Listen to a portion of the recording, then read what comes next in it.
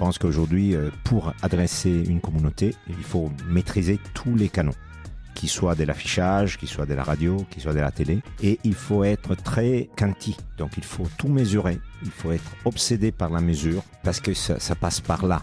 L'optimisation des canaux, ça se fait avec la mesuration.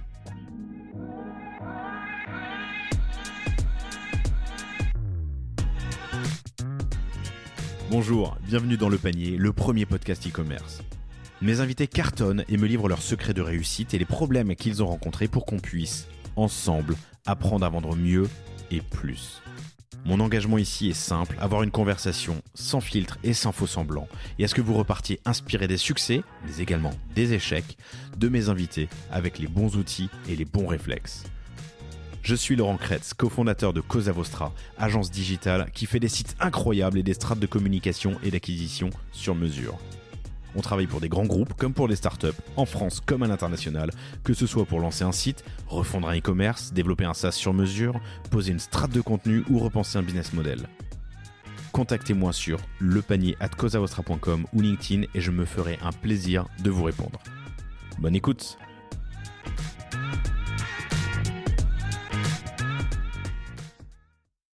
Bonjour à tous, très heureux de vous retrouver aujourd'hui pour ce nouvel épisode du Panier. J'ai l'immense plaisir de recevoir Emanuele Levi, qui est général partner de 360 Capital, un fonds d'investissement immanquable sur la place européenne, j'allais dire parisienne, mais en fait européenne. Bonjour Emanuele, ça va ? Bonjour Laurent, merci de ton invitation. Je suis ravi d'être avec toi aujourd'hui. C'est une première puisque je n'ai encore jamais reçu d'investisseur, enfin de fonds d'investissement en tout cas sur le Panier. Et on va apprendre énormément de choses et j'en suis très heureux. Alors, je présente dans les grandes lignes, mais tu le feras mieux que moi dans quelques instants. 360 Capital, qui existe depuis 97, qui investit dans le e-commerce depuis un bon bout de temps, puisqu'il y a des investissements comme Château Online ou Youx que vous avez fait il y a déjà quelques années. C'est un secteur que tu observes, toi, depuis un bon bout de temps aussi, ce qui nous permettra de prendre un peu de hauteur et de recul, comme dans cet épisode que j'ai fait récemment avec Joja et que vous avez beaucoup aimé, pour regarder ce qui a changé en 20 ans dans le e-commerce. On va parler de la demande, des stacks techniques qui ont énormément évolué, des facilitateurs. On ira ensuite sur un autre sujet qui vous passionne aussi, pour une bonne partie d'entre vous, si j'en crois les conversations qu'on a sur LinkedIn après les épisodes, qui est le bootstrap versus la levée de fonds. Pourquoi, comment, c'est deux mondes qui peuvent cohabiter, mais qui ont leur raison d'être, et tu nous en parleras. On fera un petit crochet par la conjoncture actuelle et du coup les enjeux pour les e-commerçants. L'acquisition est devenue compliquée. Il y a un enjeu de savoir bâtir sa marque sur des bases saines et solides pour construire. Il y a aussi du coup, parce que l'acquisition a beaucoup changé et l'achat média a beaucoup changé ces derniers temps, des sujets de CRM et de data qu'il faut savoir optimiser, dont il faut savoir tirer parti. Un sujet que tu affectionnes particulièrement et qui est d'actuel aussi, c'est les build-up. Alors, de manière générale et dans l'e-commerce en particulier, par build-up, on entend les acquisitions, la concentration de plusieurs e-commerce sous une même ombrelle. Et parce que ça m'intéresse personnellement pour Cosa Vostra, on atterrira tranquillement en Italie, pays évidemment, vous l'avez compris, chères auditrices, chers auditeurs que tu connais. Tu nous diras un peu très très brièvement l'état du e-commerce en Italie, les secteurs qui sont en croissance, qui bougent fort, et puis quelques habitudes de conso. Ça nous fait un très très beau programme. Je suis très heureux de te recevoir aujourd'hui, et puis surtout je te laisse présenter 360 Capital, mais il y a entre autres dans votre portfolio BIM ou Cubine, BIM que vous avez entendu sur le Panier, Cubine qui est un partenaire du Panier aussi, et des boîtes alors historiques ou plus récentes comme 900 Care, le slip français, Teddy Bear, Aramis, je l'ai dit en intro, mais Youx, Château Online, ouais. Un beau portefeuille. On a certainement beaucoup investi. Notre histoire a démarré à une époque où parmi l'audience probablement il y a beaucoup de personnes qui n'ont pas vécu ces années-là, mais en 97 il y a la vague internet qui arrive des États-Unis en Europe. En fait, il n'y a pas d'acteurs qui sont capables de se positionner sur ce type de dossier. Et c'est là que tout commence. Donc, effectivement, on a commencé par investir dans l'e-commerce, pas que, mais l'e-commerce a joué un rôle important. Et à l'époque, l'e-commerce était vraiment le Far West. Donc, plateforme, il y en avait très peu et hyper cher. Je me souviens encore Yoox qui avait investi 1 million d'euros pour Vignette. Et donc Vignette qui était un CMS qui était très pointu à l'époque, mais 1 million. 1 million. Et donc c'était très difficile. Il y avait des énormes barrières à l'entrée pour aller sur le marché. Il y avait une demande qui n'était pas mûre du tout. Donc Yoox proposait des vêtements et donc est-ce qu'on va vendre des pantalons femmes sur Internet? Déjà le fitting, va savoir, c'est un mystère. Et en fait, ça a très bien marché. Peut-être l'histoire de Yoox est intéressante dans le sens que Yoox c'est une boîte italienne à la base qui après a fusionné beaucoup plus tard après son IPO à Milan avec Net-a-Porter et qui a été racheté par Richemont et maintenant qui a été mergé avec Farfetch. Mais à la base, c'était une boîte italienne fondée en plein cœur du boom ou de la crise. Hein. On est en 2000, non, si je dis pas de bêtises. C'était horrible dans le sens que le premier ticket, on l'a mis en 99, fin 99, et à l'époque, il y a une autre boîte des Nordiques qui avait levé énormément d'argent qui s'appelle Boo.com. J'ai acheté sur Boo. Bon, voilà. Il y a 20 ans, quoi. Ouais, donc, il tombe à l'eau. Et donc, tous nos investisseurs nous regardent en disant, vous êtes complètement débiles, vous avez même pas regardé qu'est-ce qui se passe dans les Nordiques et vous avez fait la même chose. Vous voulez faire la même chose. En fait, c'était pas la même chose. Mais bon, c'est vrai qu'au début, c'était un vrai pari. Et pourquoi une boîte italienne était légitime à faire ça? Parce qu'au début, et surtout à cette époque-là, il y avait encore pas mal de marques italiennes pour lesquelles la gestion de fin de saison, de fin de série, était un vrai sujet parce qu'ils n'arrivaient pas à contrôler le produit de l'ancienne collection. Et donc, il y avait un métier à part qui était je rachète des vêtements au kilo. Et c'est mon problème de où est-ce que je les vends. Et ça, c'était un problème. Et donc, c'est par cet angle-là que le fondateur de Yoox a réussi à convaincre les premières marques comme Armani à dire, mais tu sais, en fait, Internet, c'est pas une menace, c'est plutôt une opportunité pour toi parce que tu peux gérer différemment ton fin de saison et tu peux vendre et contrôler où les produits vont. Et c'est comme ça que le business a décollé. Après, je pense que Yoox a eu aussi la chance d'être financé pour la majorité de l'argent qu'elle a levé en période post-crise, qui est toujours une super opportunité.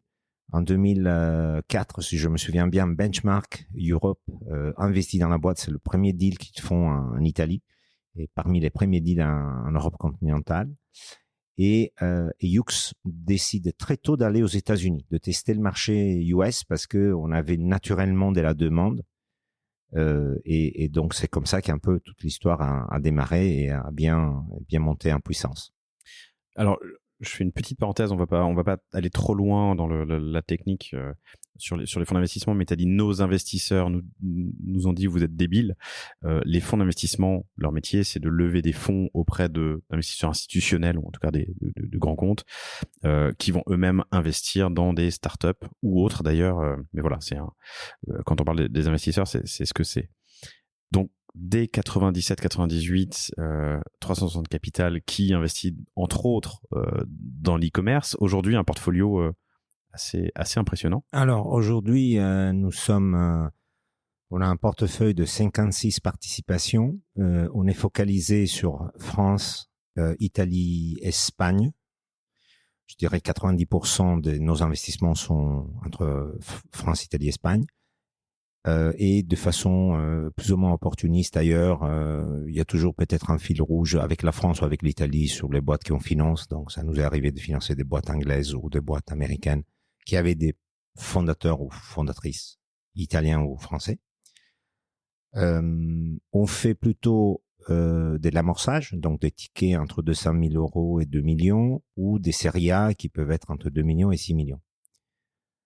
Donc, en termes de secteurs, il y a donc le premier thème d'investissement sur lequel on se concentre, on l'appelle Mass Consumer Disruption. Donc, c'est effectivement des dossiers B2C qui n'ont pas forcément beaucoup de technologie à la base ou de risques technologiques à la base, c'est plutôt la disruption d'usage. Donc, c'est dans les nouveaux usages qu'on trouve l'innovation. Et sinon, nous investissons aussi sur un deuxième thème qu'on appelle B2B Automation, donc des solutions software ou software hardware qui adressent les process de tout type d'organisation et qui portent de l'automation ou de l'optimisation de process. Là-dedans, par exemple, pour l'e-commerce, on est ravis d'avoir financé une boîte qui s'appelle Exotech, qui est un des leaders dans le monde de la automatisation en logistique, notamment dans le picking. Ok. Et qui a, par exemple, Cdiscount comme parmi ses tout premiers clients. On voit depuis quelques années des vidéos assez incroyables, un peu effrayantes d'ailleurs, de ces immenses entrepôts où des machines construisent des paniers de manière automatique pour livrer on voit les vidéos d'Amazon, mais je crois que dans le Nord aussi, il y en a pas mal. Absolument. Le Exotech est lillois d'ailleurs, la boîte. Et donc, oui, ils ont pas mal de clients dans l'e-commerce, pas que. Tannico aussi, par exemple, en Italie, on en parlera plus tard, mais c'est une boîte qui vend plutôt du vin. Et ils ont décidé de passer tout leur entrepôt avec des robots qui vont faire du picking.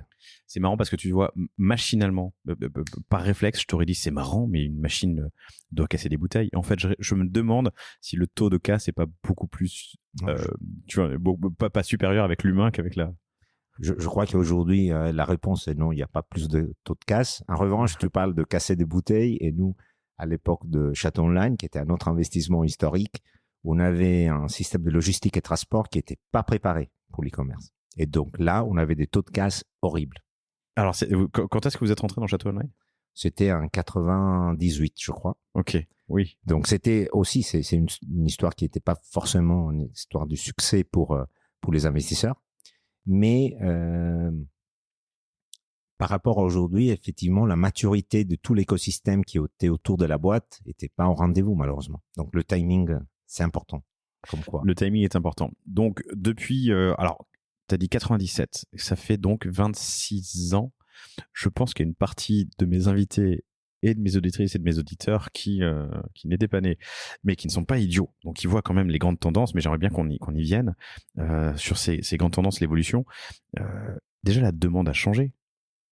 Alors, certainement, par rapport aux années 2000 même, je crois que la demande est beaucoup plus en confiance. Donc, on voit que les internautes achètent tout type de produits sur Internet. Ils ont beaucoup de confiance. Pourquoi ? Parce que la confiance a été bâtie au fil des années, avec des politiques de retour qui sont très justes. Et aussi, moi, je pense que le Covid a donné un boost additionnel à aller chercher des internautes qui n'étaient pas encore vraiment e-commerce et qui le sont devenus, et je pense, pour le bon. Un accélérateur de transition, le Covid, un accélérateur aussi de l'évolution de cette demande. Et j'imagine que acheter un matelas en ligne, des fleurs, une voiture même, hein, donc vous êtes chez Aramis, sont des choses qui, à 20 ans, on n'imaginait pas du tout, ou pas encore en tout cas. Ah, absolument. Si on prend l'exemple de la voiture, on avait des dealerships. Si on parle de la voiture d'occasion en particulier, très souvent, c'était les concessions qui proposaient aussi des produits d'occasion, plus ou moins garantis. Et le constat qui a fait par exemple Aramis Auto, encore en 2009, l'époque dans laquelle on est rentré au capital de la société, a été de dire l'achat d'une voiture d'occasion est plutôt un achat rationnel et pas forcément un achat émotionnel. Et du coup, je veux dématérialiser complètement l'expérience cliente et faire en sorte que je puisse acheter ma prochaine voiture en regardant 46 photos sur Internet, en décidant quel est le modèle qui correspond mieux à mes besoins, en payant le produit et en recevant le produit chez moi. Donc, il n'y a plus de concessions, il n'y a plus de vendeurs, il n'y a plus de négo sur le prix aussi. Parce que Aramis Auto donne des prix qui sont uniques et c'est pas négociable. Et c'était, je pense, une très belle réussite et la démonstration que si on porte une expérience en rupture, on peut encore faire des nouveaux champions. L'e-commerce à 20 ans Ça veut dire qu'on a encore plein d'opportunités devant nous. Il ne faut pas penser que tout a été imaginé dans l'e-commerce. Tu dis un truc, en fait, les frictions ont aussi sauté, j'imagine, et c'est vrai que rien que sur toutes les briques de mon expérience client sur un site, il y a notamment celle de l'achat, entre il y a 20 ans et aujourd'hui. Aujourd'hui, on parle du millefeuille du paiement où tu as tellement de solutions, alors qui sécurisent les transactions ou qui permettent de régler tout simplement. J'imagine que là aussi, les frictions ont sauté. Absolument. Nous, on était d'ailleurs aussi investisseurs dans le paiement de Litchi, une boîte qu'on a financée en 2011. Et je me souviens de nouveau, à cette époque-là, on avait pas mal de confrères qui nous disaient, mais bon, financer une boîte dans le paiement, le paiement est le même depuis toujours. Il n'y a pas de champion qui émerge. Et en fait, on a vu derrière, il y a eu des Adyen, des Stripe, des énormes acteurs qui ont pris ce marché. Et des nouveaux là, par exemple dans le cas de Litchi, je pense que le plus intéressant, c'était le fait de pouvoir faire des cagnottes avec une solution qui était hyper frictionless, très simple, et qui utilisait très bien la viralité d'une cagnotte. Donc, en fait, l'acquisition client était faite via la viralité. L'utilisateur devient l'ambassadeur. Chaque fois qu'il y avait un organisateur, il y avait 20 invités et 15 participants. Et donc, du coup, pour la boîte, qui a extrêmement bien géré ça, c'était une façon de dire, OK, le prochain organisateur, je vais le trouver parmi les 20 invités ou les 15 participants. Un grand coucou à Céline, que vous pouvez écouter, qui raconte cette histoire sur GDIY. Vous retrouverez l'épisode en cherchant Génération Do It Yourself avec Céline Lazorte. Sur la stack technique des évolutions, mais on y vient dans une minute, ce que je veux dire aussi, c'est que les frictions sautent, la demande augmente, ou en tout cas le type de demande, on imagine acheter de plus en plus de choses en ligne, mais du coup un univers concurrentiel qui explose aussi. Quand on était seul sur un marché il y a 20 ans, aujourd'hui sur un seul marché, on a parlé de 900 care, je sais pas pourquoi je le dis en anglais, parce que c'est care en anglais, bon peu importe, mais 900 care sur ce secteur. Rien que sur le panier, il y a dû avoir 5 ou 6 intervenants du même domaine qui se sont lancés très rapidement. Donc les barrières à l'entrée sautent et du coup l'univers concurrentiel est très différent. Certainement, il y a moins de barrières à l'entrée. Au même temps, il faut peut-être regarder un peu différemment à sa chaîne de valeur. Donc, il faut se poser beaucoup plus de questions, être bon un peu partout. Donc, je peux être facilement bon en front. Donc, mon négoce est beau, les fiches produits sont bien, c'est optimisé, ça marche bien. Mais après, je regarde le paiement. Il faut avoir le bon prestataire. Il y a des optimisations au niveau de checkout, par exemple, qui peuvent vraiment changer la donne.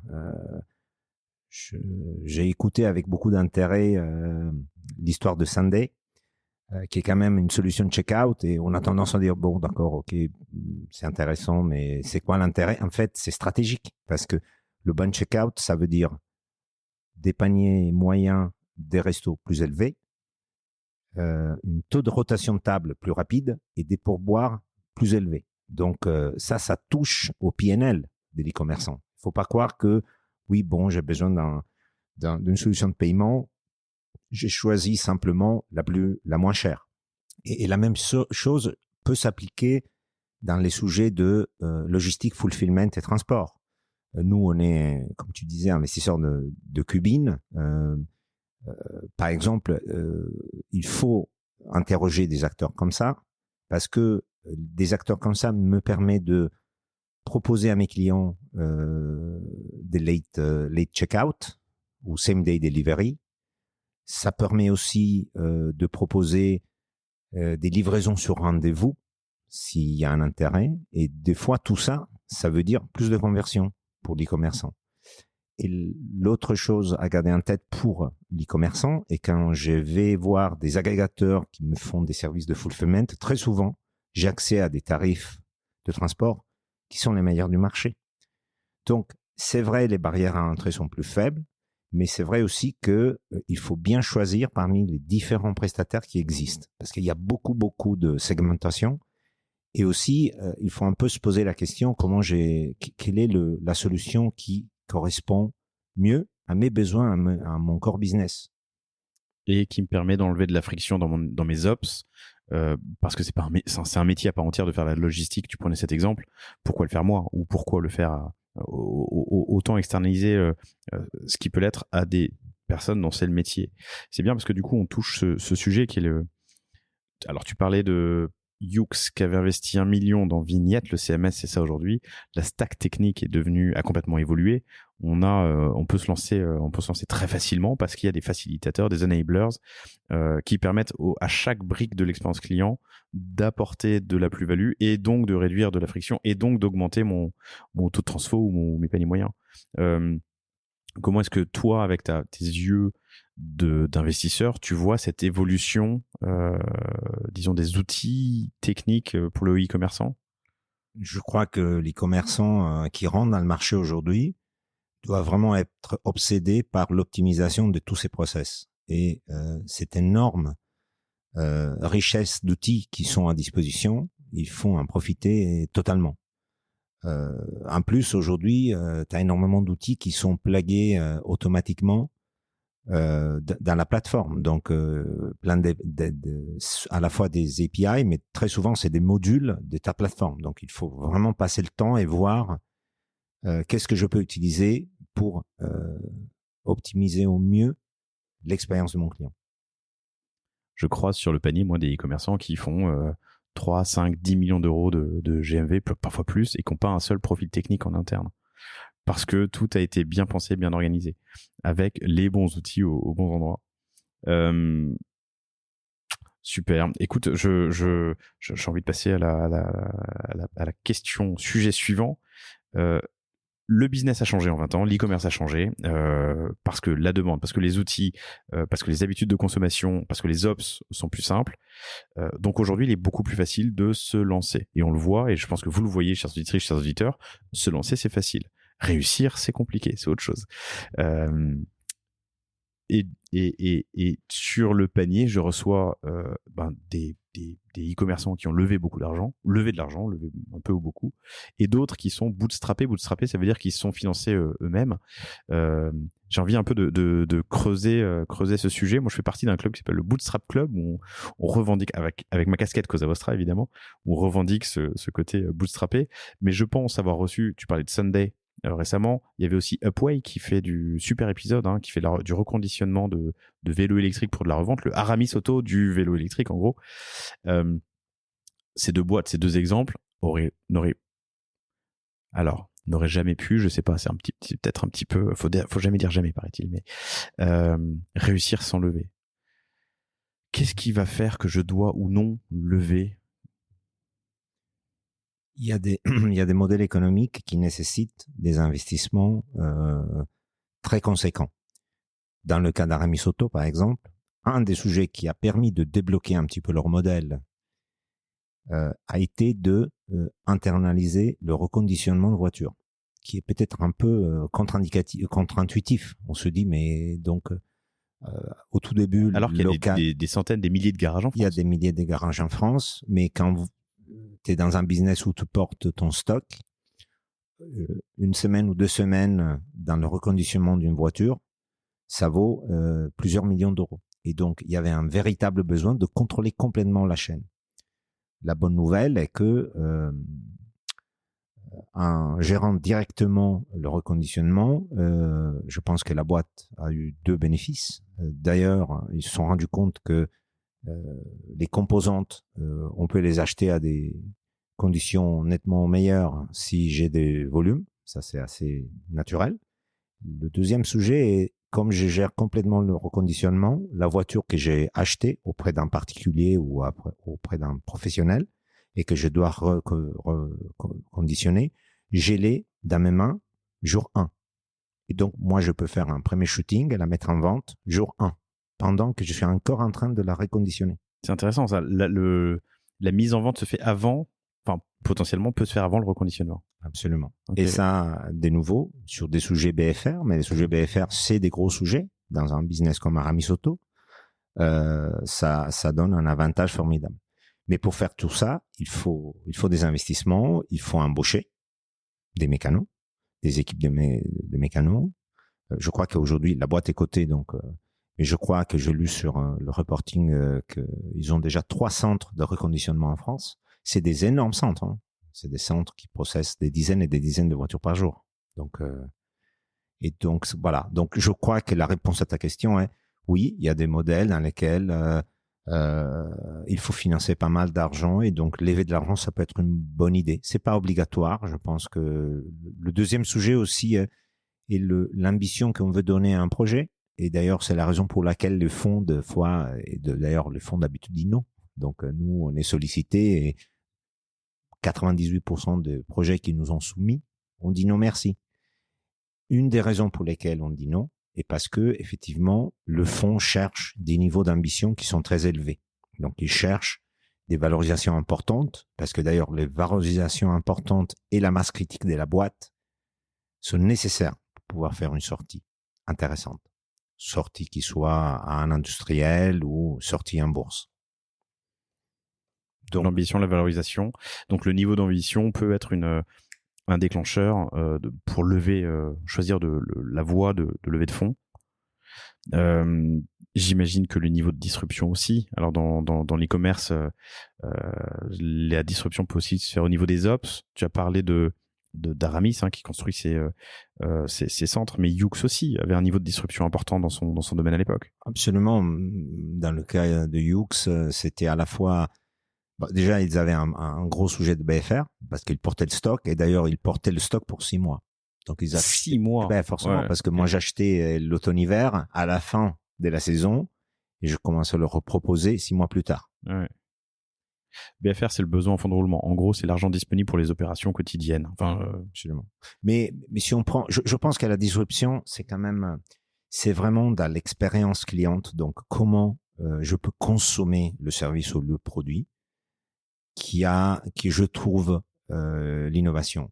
Je trouve que le cas de BIM fait beaucoup le réfléchir parce que BIM a su écouter un marché qui avait une envie qui était celui de devenir plus autonome sur la dimension énergie. Donc, je veux commencer à produire mon énergie.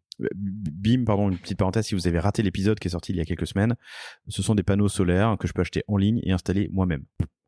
Pour faire simple, sans installateur et un prix assez compétitif de mémoire. Assez compétitif. Et l'idée, c'est pas les panneaux ils ont pas inventé les panneaux solaires. Les panneaux solaires, c'est une technologie mûre qui existe depuis 20 ans. Mais c'est dans l'expérience, personne n'avait compris qu'il fallait une solution qui répond à un besoin de dire, je veux devenir autonome, je veux mieux comprendre ma consommation d'énergie et la contrôler. Et donc, je crois que c'est vraiment dans l'expérience cliente qu'on peut porter de l'innovation et créer des nouveaux champions ou des nouveaux business qui sont pérennes. On n'est pas obligé à chercher des unicornes. Je crée des nouveaux business. La rupture est dans l'expérience cliente, pour moi. La rupture est dans l'expérience client. Et tu parles de concocter une expérience client encore meilleure et lever des fonds peut permettre d'accélérer cette expérience client que je veux mener. Quand on préparait cet entretien, tu me parlais de l'expérience de l'exemple de Teddy Bear aussi. Le bed in box. Absolument. L'expérience Teddy Bear était très intéressante parce que à la base c'était difficile d'imaginer quelqu'un qui achète un matelas dans une boîte sur internet et ronde en plus. Et il reçoit ça à la maison. Ouais. Et en fait, pour le premier sujet, Teddy Bear a dit, OK, vous avez 100 jours de temps pour tester le matelas et vous me le rendez si ça marche pas. Tu te souviens des taux de retour? Single digit. Okay. Très faible. Moins de 10%. Oui. Largement moins de 10%. Alors, parce que c'est chiant de renvoyer son lit ou parce que les lits sont bons? Tu vas forcément me répondre que les lits sont bons. Les lits sont géniaux. Ouais. Et en plus, au passage, il y avait une partie des clients qui, avec l'achat du nouveau matelas, demandaient qu'on reprend l'ancien. Donc, ça explique un petit peu aussi malin le taux de retour. Mais au final, je pense que c'était l'expérience qui était très bien. Et ils l'ont inventé ça ou pas? Parce que j'ai acheté encore un matelas récemment. Quand je dis récemment, c'est il y a 3 ans, je crois, dans ma nouvelle maison. Et je suis allé dans un un retailer habituel, je sais pas si c'est un Confo ou un But ou un machin, bon, bref, à l'ancienne, et ils avaient le 90 jours de retour possible. Et c'est quelque chose qui me semblait nouveau. Quand je l'ai vu par Teddy Bear il y a quelques années déjà, plus longtemps. Il l'a inventé, ça? Il l'a inventé. Il y avait pas ça les 100 jours, au début. Okay. Et bon, au début, effectivement, on se posait la question. Quels seront les retours? Oui, quels seront les retours? On ne sait pas.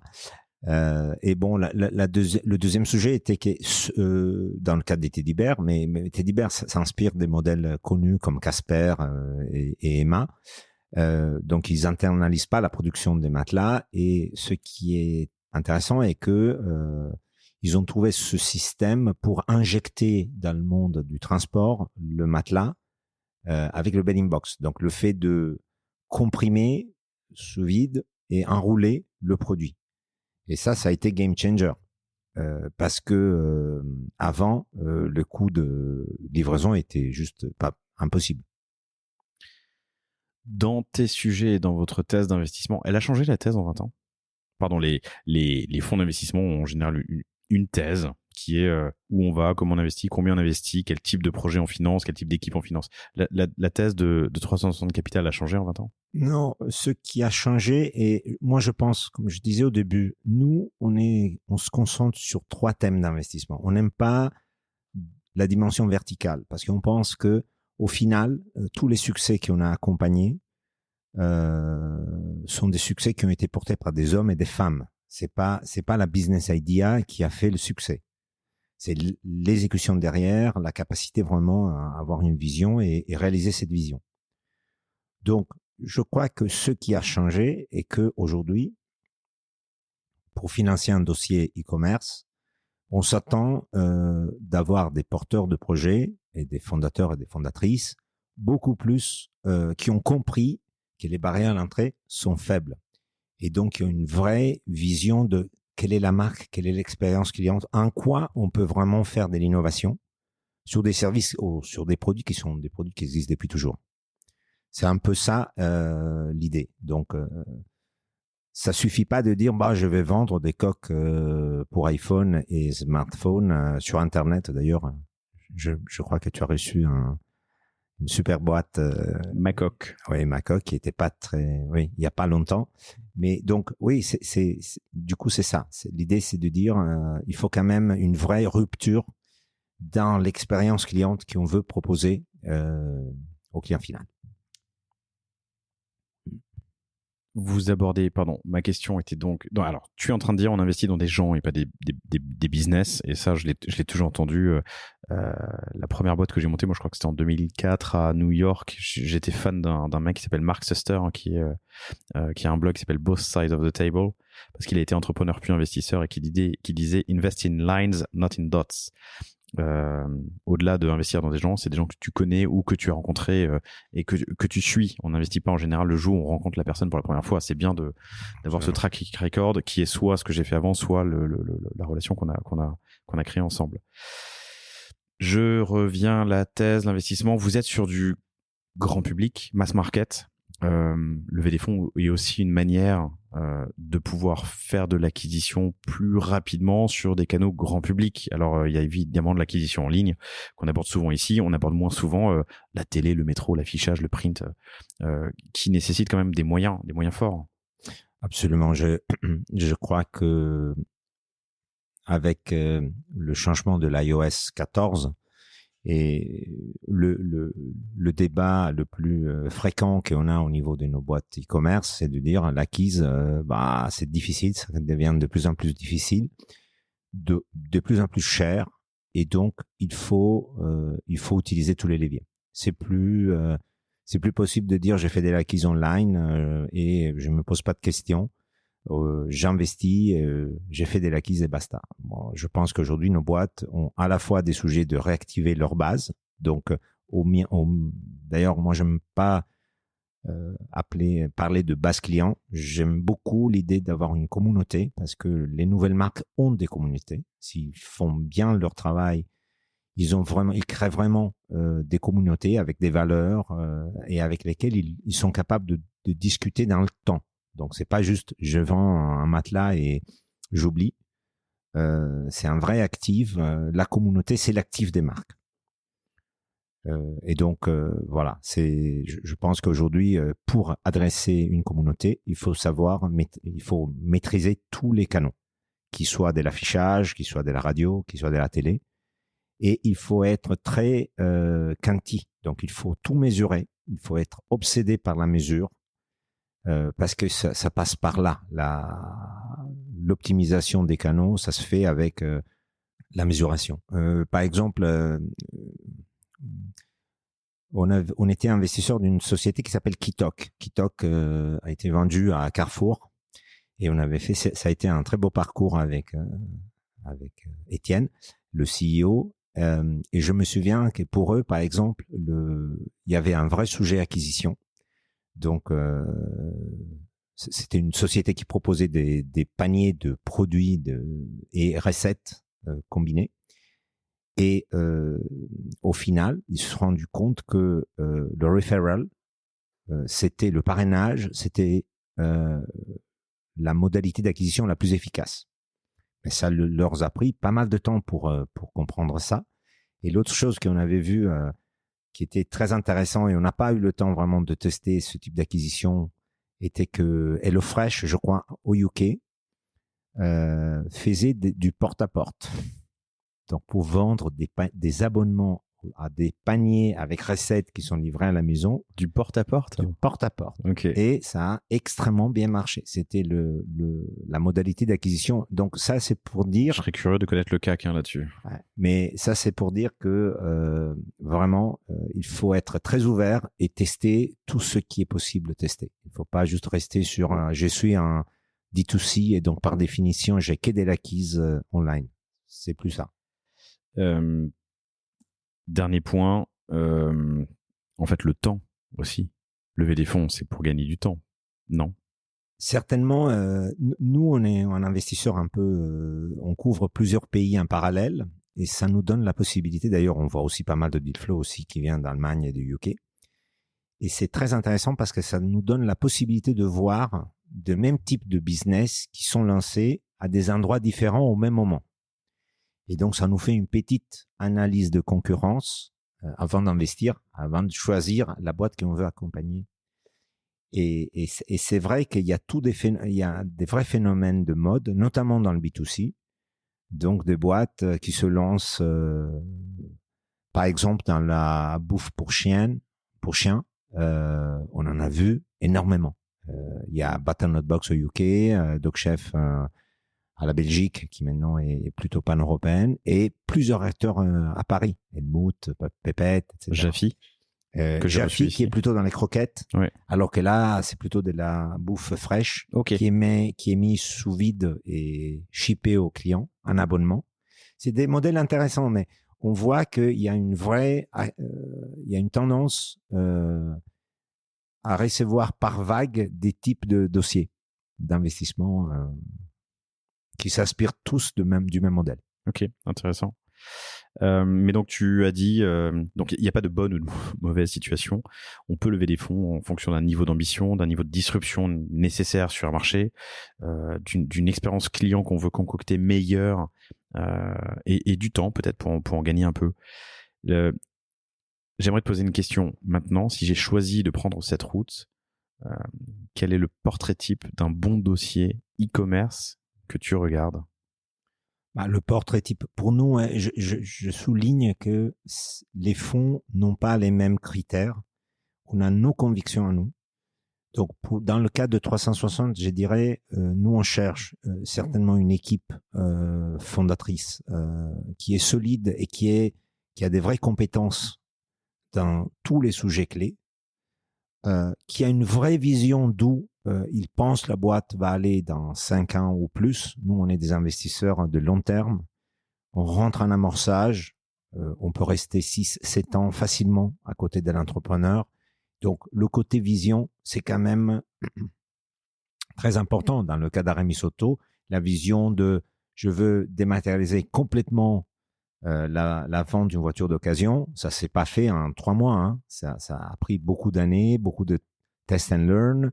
Et au final, l'expérience que les fondateurs avaient en tête, probablement, on l'a garantie 4 ou 5 ans plus tard.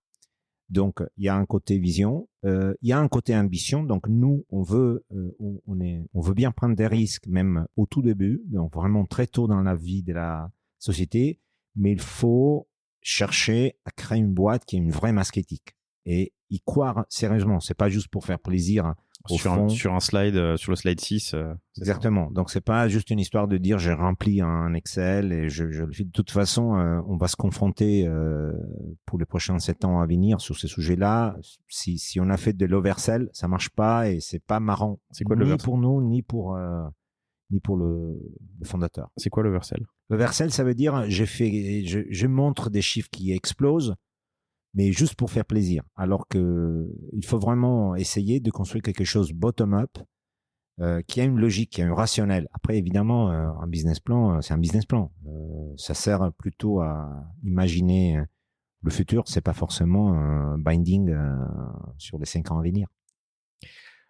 De l'ambition, de la vision, une équipe complémentaire efficace, une vision sur 5 ans ou plus, une ambition qui n'est pas démesurée, mais une belle ambition.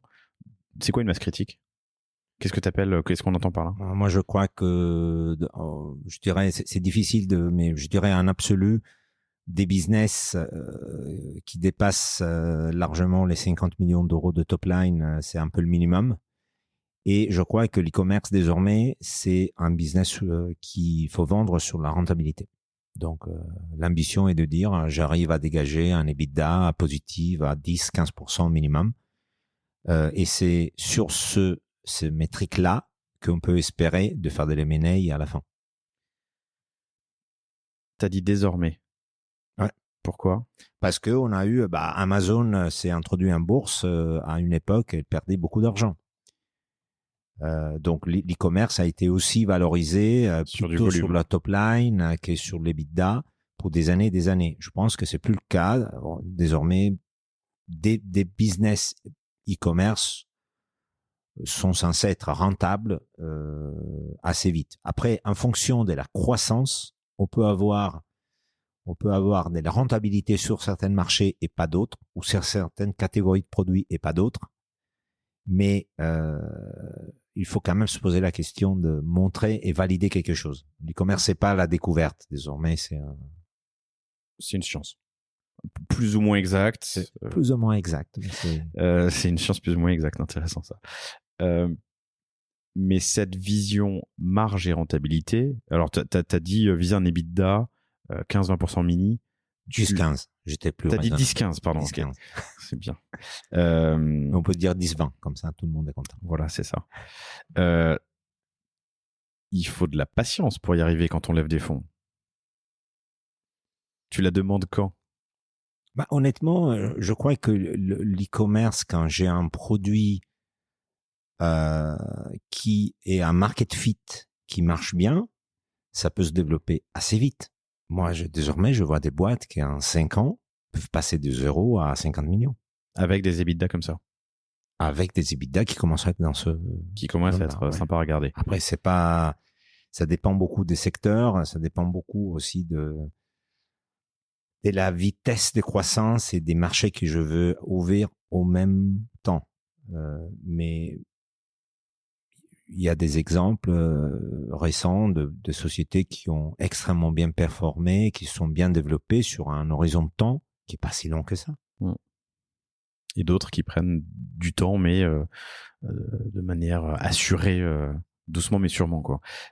L'équipe complémentaire efficace, une vision à 5 ans ou plus, une ambition qui est au moins 50 millions d'euros top line, t'as dit, donc en gros, je simplifie, mais de chiffre d'affaires. C'est in ou c'est out, enfin bon, chiffre d'affaires. Grosse bouquine. Une rationnelle économique saine et donc viser de la rentabilité, un EBITDA entre 10 et 20 à un horizon proche. Et tu l'as dit quand même beaucoup sur cette première demi-heure avant qu'on parle de ce portrait type là. Tu parles tout le temps du besoin du client. Ouais. Je trouve que si je regarde un business online et je me pose la question en quoi une marque digitale est différente d'une marque traditionnelle, la plus grosse différence, et que si la marque digitale fait bien son boulot, elle connaît son client du jour 1. Et cette connaissance, il faut l'exploiter. Il faut l'exploiter pour aller développer des produits qui correspondent aux besoins de la communauté. Il faut l'exploiter pour solliciter au bon moment avec la bonne proposition de la communauté. Donc, fini de mailing massive, etc. Il faut segmenter, il faut comprendre un petit peu le profil de ma communauté et la servir au mieux. Chose que les marques traditionnelles ne peuvent pas faire s'ils passent par de wholesale. C'est pas possible. Et si alors, une question un peu difficile, mais on peut la lire en négatif. Pourquoi ne pas lever des fonds? Une bonne raison? Ou alors, en négatif, ce serait comment bien travailler avec son... Une bonne raison est de dire, si vous avez identifié une niche qui est très intéressante, que vous pouvez servir bien, et avec laquelle vous pouvez bâtir un business qui est un business d'une certaine dimension, mais sans devenir un mastodonte. Surtout, il ne faut pas lever de l'argent. Il faut essayer de trouver des outils non dilutifs. En France, on a beaucoup d'outils d'accompagnement et d'aide, par exemple de la BPI. Mieux d'utiliser ce type de choses plutôt que forcément aller chercher de l'argent. Moi, je crois que chercher de l'argent, il faut un alignement d'intérêts. Il faut vraiment être à deux pour essayer de créer quelque chose. Mais c'est pas obligatoire du tout. Je pense qu'il y a énormément de dossiers que nous on voit passer, qu'on finance pas, mais qui ont plein de mérite et qui vont réussir. Super. 3 tendances dans l'e-commerce que j'aimerais aborder avec toi. J'aimerais pick your brain. J'aimerais ton avis sur ces sujets. L'acquisition qui a énormément changé ces quelques derniers trimestres. L'évolution des outils CRM data qui permettent de faire du cherry picking de segments, de cohortes d'utilisateurs. Et le troisième sujet, c'est cette tendance un peu de fond et qui peut s'accélérer ou doit s'accélérer, j'imagine, avec la situation un peu compliquée de certains acteurs, qui est la tendance du build-up dans l'e-commerce. Mais commençons peut-être par l'acquisition qui nous amènera vers le CRM et la data. L'acquisition a changé. C'était très facile il y a quelques années l'explosion du dropshipping il y a 5 ans, c'est je prends Shopify, des outils d'acquisition peu onéreux qui me permettent d'aller vendre. Voilà, ça c'est aujourd'hui, sur cette deuxième brique, ça a changé. Absolument. Non, je crois que ça a vraiment changé. C'est un vrai défi. Être bon en acquisition, c'est extrêmement difficile parce que on a besoin, parce que les CAC ont monté. Et parce que, au final, comme tu disais, il y a quand même beaucoup de concurrence, beaucoup de bidders, et donc il faut sortir du lot. Il faut sortir du lot. Et il faut aussi jouer. Moi, c'est un discours que je tiens surtout avec des boîtes qui ont un portefeuille qui ont déjà plusieurs années d'expérience et donc une communauté de clientèle assez large. Il faut aussi travailler beaucoup plus la réactivation de sa communauté. Il faut l'utiliser parce que la communauté a envie de s'exprimer, a envie de jouer un rôle. Par exemple, dans la conception produit, on a vu des sociétés comme Asphalt qui ont fait extrêmement bien ce travail de engager une communauté dans la conception d'un produit. Les Français aussi a fait des tests très intéressants dans la conception. Donc certainement l'acquisition c'est plus la même. Ça suffit pas d'avoir un bon budget à dépenser sur Facebook, Insta ou Google.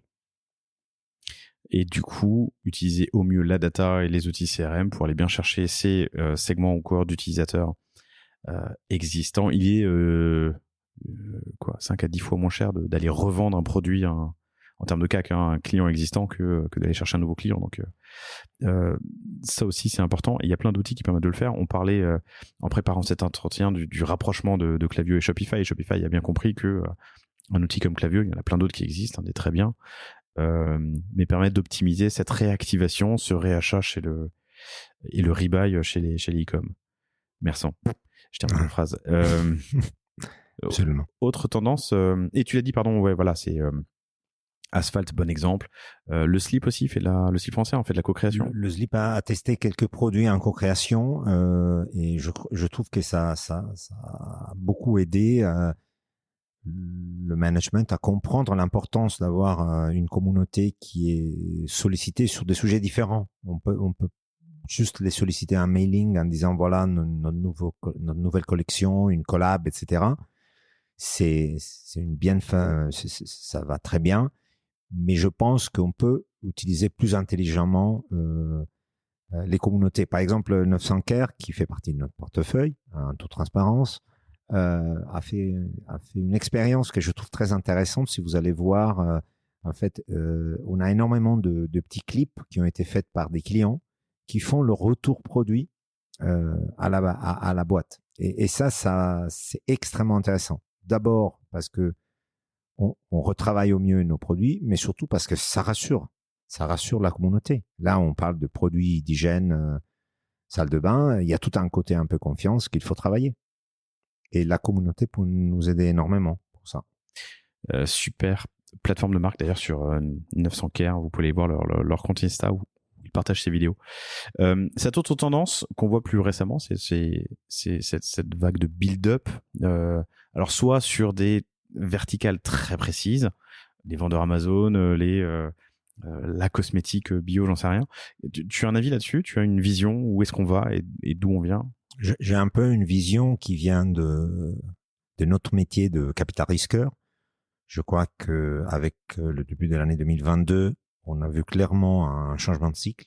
Donc, on a vécu une vague très longue de développement très poussé et d'argent et une accélération de l'argent déployé dans des boîtes tech. Donc, c'est pas que l'e-commerce, mais en général, on est quand même on est monté à 11 milliards, plus de 11 milliards investis en 2021 dans des startups en France. Alors qu'on était il y a 3 ans, on était probablement à 5. Ce 11 milliards, il inclut la BPI ou c'est juste les fonds? C'est la BPI, ça inclut la BPI, dans la mesure où la BPI, on parle de BPI Equity. C'est pas des grandes, c'est pas des aides.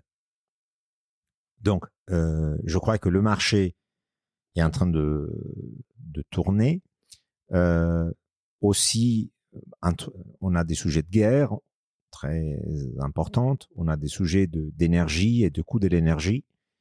Et les taux remontent. Donc, un scénario macro qui a changé complètement. Qu'est-ce que ça veut dire pour nous et après pour le sujet M&A consolidation? Ça veut dire que les boîtes en standalone dans les années à venir, après on ne sait pas si c'est 12 mois ou c'est 3 ans, je pense qu'on aura tendance à avoir des cycles qui sont de plus en plus courtes. Mais ils auront un peu plus de mal à lever de l'argent. Et donc, les scale-up qui ont du mal à lever de l'argent, naturellement, ont plus d'intérêt à voir si, en alternative de faire un nouveau tour de table, ils peuvent faire de la consolidation pour raccourcir leur chemin à la pérennité.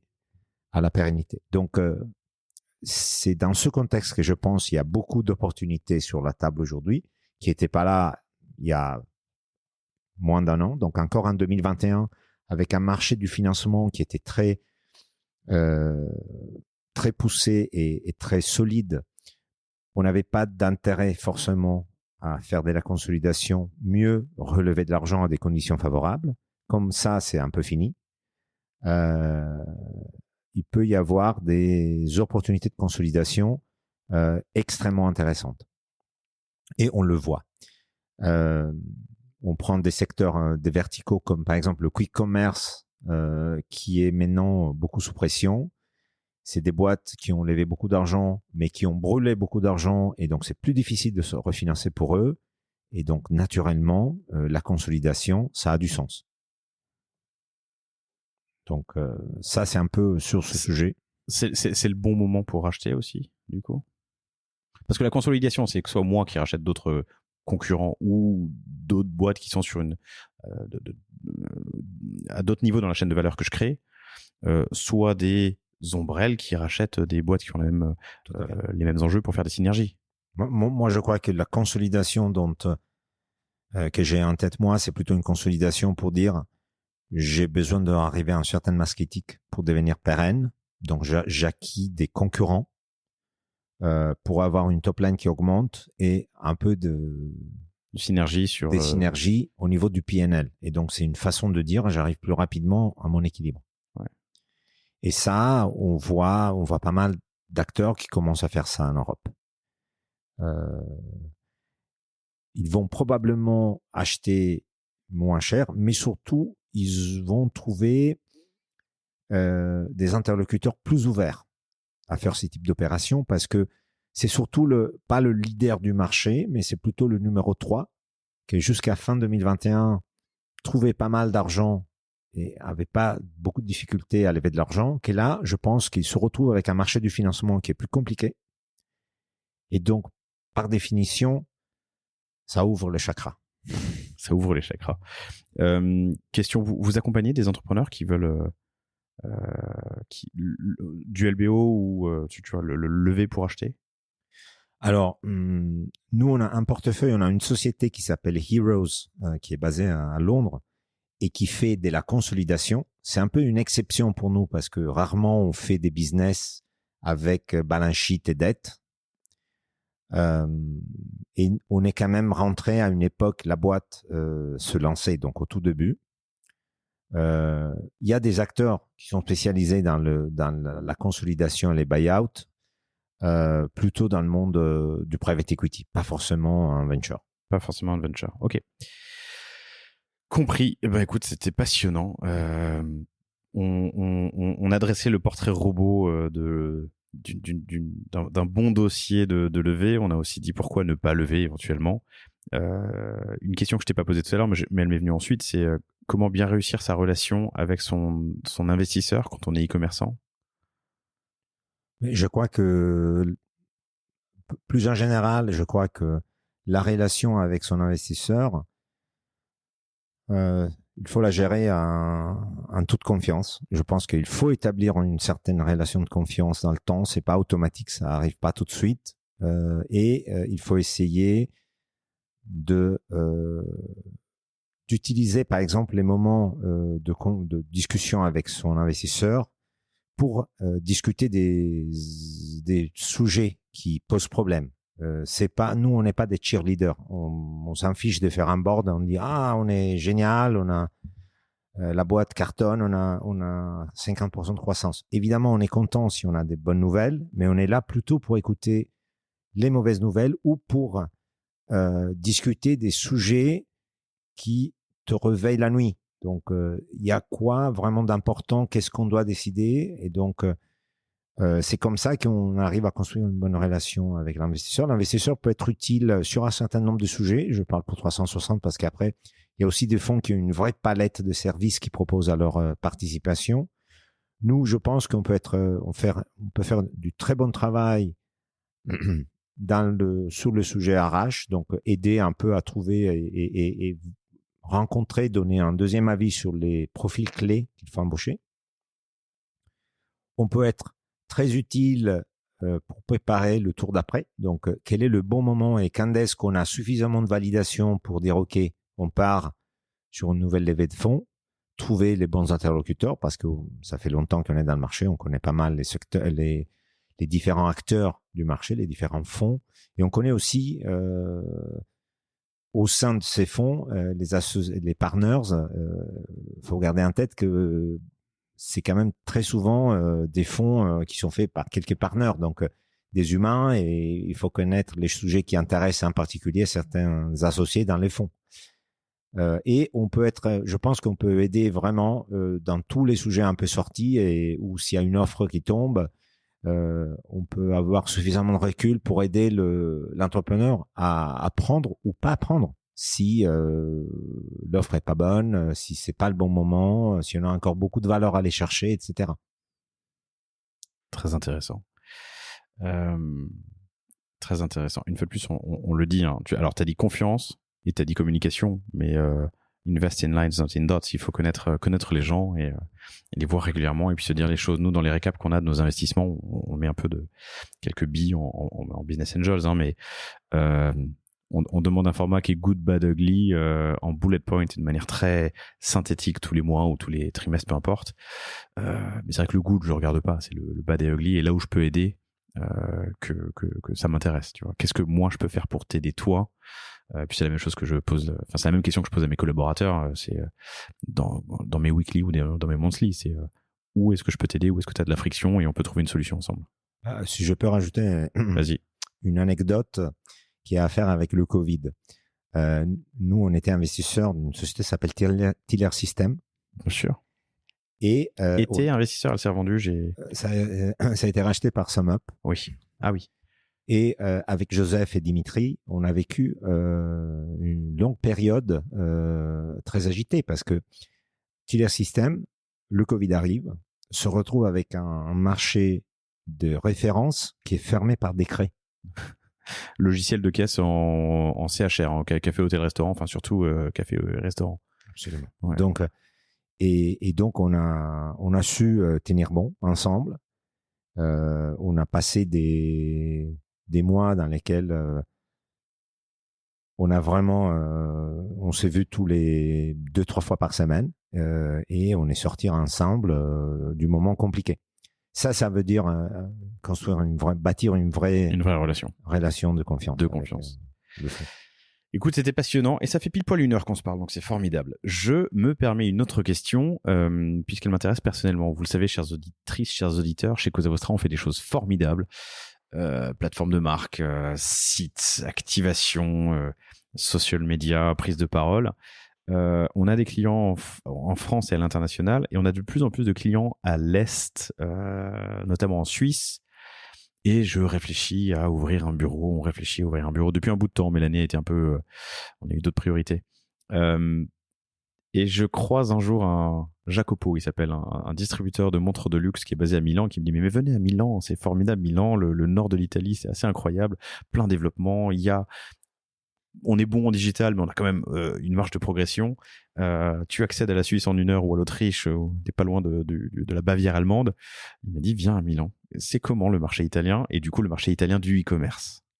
Alors, nous, en fait, 360, on a un bureau à Milan depuis toujours et la moitié de notre équipe d'Invest est à Milan. Donc, le marché italien, on peut dire, on le connaît très, très bien.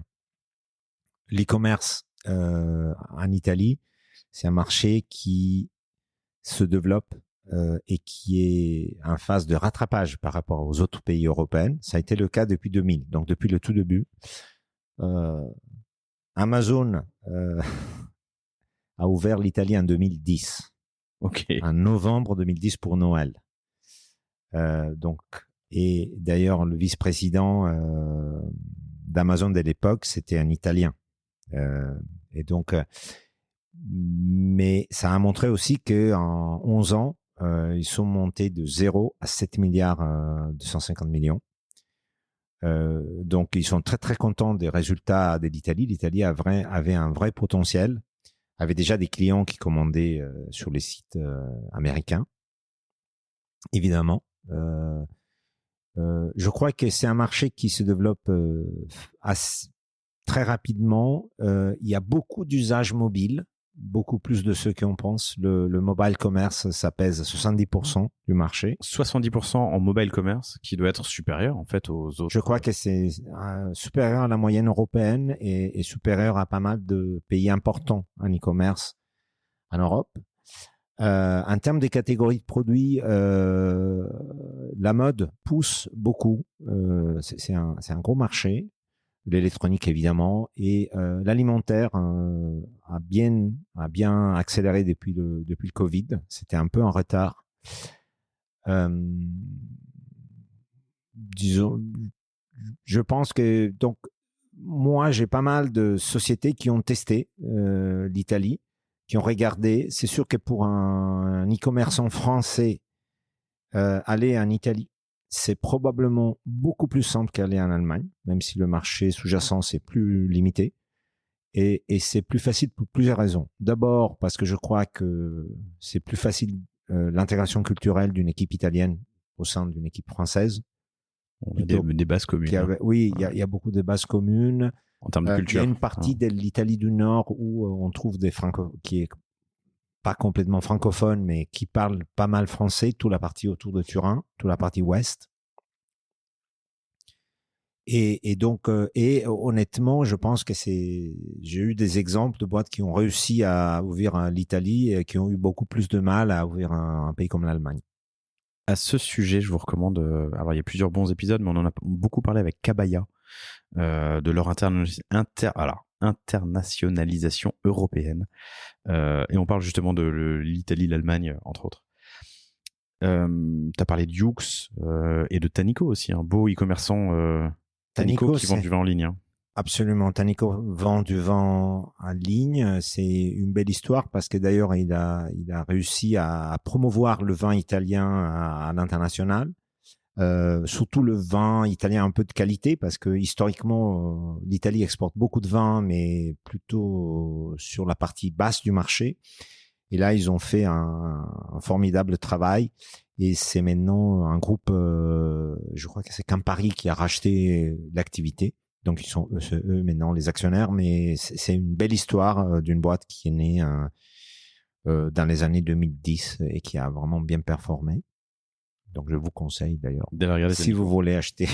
Maintenant, ils font de la livraison de bonne qualité aussi en France. Donc. Des secteurs à viser en particulier en Italie moi, je crois que... Alors, en perspective, c'est plus difficile. Je pense qu'il y a pas mal de business qui sont bien développés, par exemple, dans des autres pays européens et qui sont en retard en Italie, qui mérite d'être regardé. Un exemple, je parlais avant de alimentation pour chiens fraîche et livrée en abonnement. On a regardé pas mal d'acteurs en France et aussi au UK. Et on se rend compte qu'en Italie, le marché, c'est des business relativement locaux. Donc, ça a du sens d'avoir un leader italien. Et là, par exemple, effectivement, on se rend compte qu'il y a beaucoup moins d'acteurs, beaucoup moins de concurrence, alors que le marché des animaux, par exemple, est assez large. Juste, c'est un prisme intéressant ce que tu viens de dire, et je le réalise comme ça, enfin dit comme ça. Un business local versus un winner takes all.